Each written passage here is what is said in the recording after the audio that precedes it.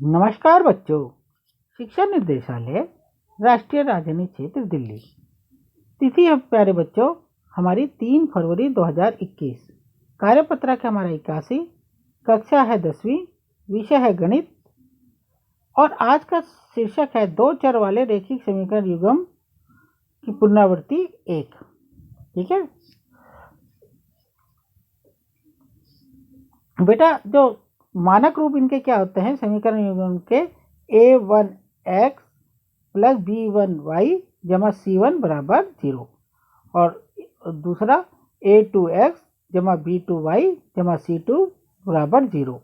बेटा ये आपने ये जो इसी पर आधारित आपने अपना प्रैक्टिकल फाइल पे भी ये क्रियाकलाप एक किया हुआ है। उसमें संगत असंगत के बारे में ही बताया गया है कि कब रेखाएं प्रतिच्छेदी होती हैं, समांतर होती है, संपाती होती है। जब केवल एक हल हो या अनेक हल हो तब संगत होते हैं, है ना बेटा। जब क्या है, जब केवल एक हल है या अनेक हल है तब क्या होगा, तब क्या कहेगा, संगत कहते हैं उसे। क्या कहते हैं, संगत।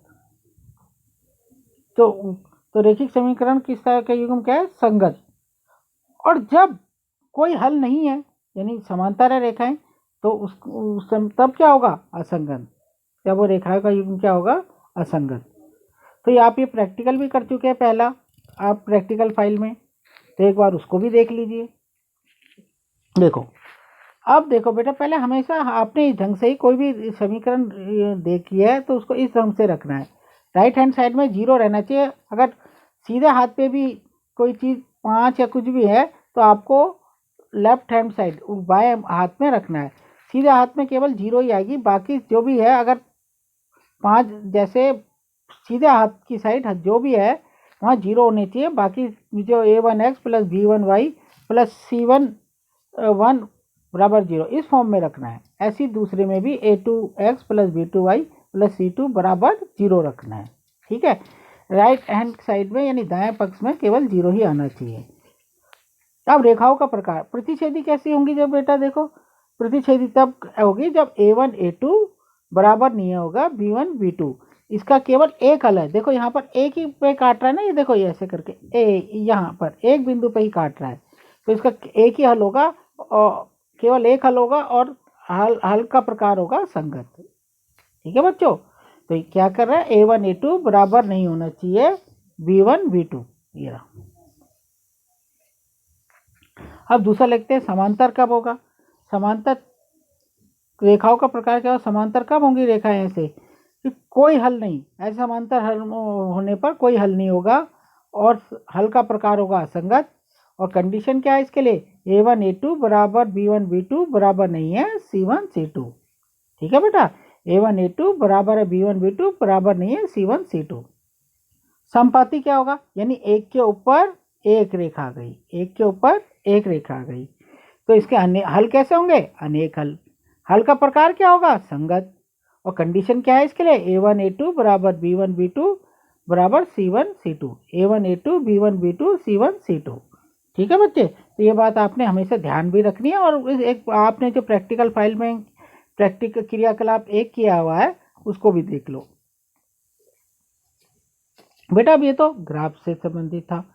ग्राफ रेखीय संयोजन को हल ज्ञात करने की अनेक विधियां भी हैं। एक तो ग्राफीय विधि हो गई, ग्राफ खींच लो जैसे। दूसरी है प्रतिस्थापन विधि, फिर है विलोपन विधि। तो अब हम ग्राफीय विधि को देख लेते हैं। चर x और y में कोई भी दो मान ज्ञात कीजिए। हम ग्राफ खींचेंगे, उसका x और y में मान निकालते जाएंगे। टेबल बना लेते हैं, आपने 9th में भी बनाई है ऐसे। इनको ग्राफ पर निरूपित कर दो रेखाओं प्राप्त कीजिए। तो इनको हम देखेंगे, तो जैसे ये है, इसमें हमें दो रेखाएं प्राप्त होंगी। ठीक है बेटा, तो उपरोक्त कथनानुसार इन दो रेखाओं का प्रकार ज्ञात कीजिए। रेखाओं के प्रकार अनुसार समीकरण के हल प्राप्त कीजिए। अब है प्रतिस्थापन विधि। दिए समीकरणों को फर्स्ट तथा सेकंड अंकित कीजिए। तो दो समीकरण है, तो एक को फर्स्ट लिख दो, एक दूसरे को सेकंड। समीकरण एक को किसी भी एक चर या x या y में व्यक्त कीजिए।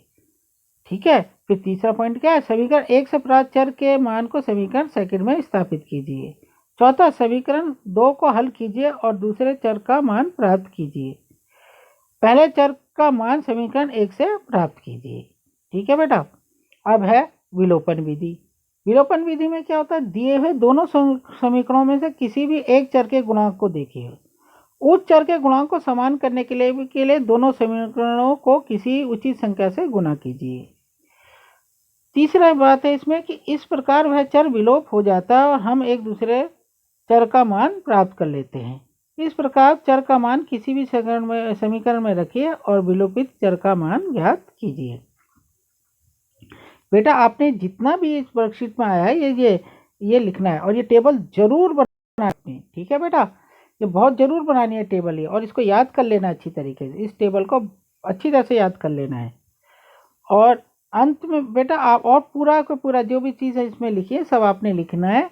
और अंत में जाके आपने प्रयास कीजिए कि क्वेश्चन आंसर करने हैं। इसके कौन कौन से 6 क्वेश्चन हैं, 1 2 3 4 5 6। ठीक है बच्चे। तो बेटा अंत में कोविड के संदर्भ में उचित व्यवहार संबंधित संदेश है। इधर नीचे तो नहीं लिखा हुआ इसमें, लेकिन मैं बता देता हूँ क्या है। इसमें लिखा है कोविड-19 की विरुद्ध लड़ाई में सुरक्षित रहने के लिए मास्क पहने।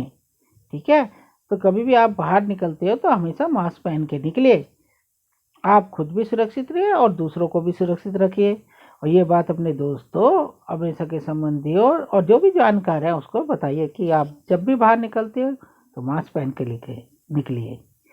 तो बेटा आप खुद भी सुरक्षित रहिए और दूसरों को भी सुरक्षित रखिए और खुश रहिए।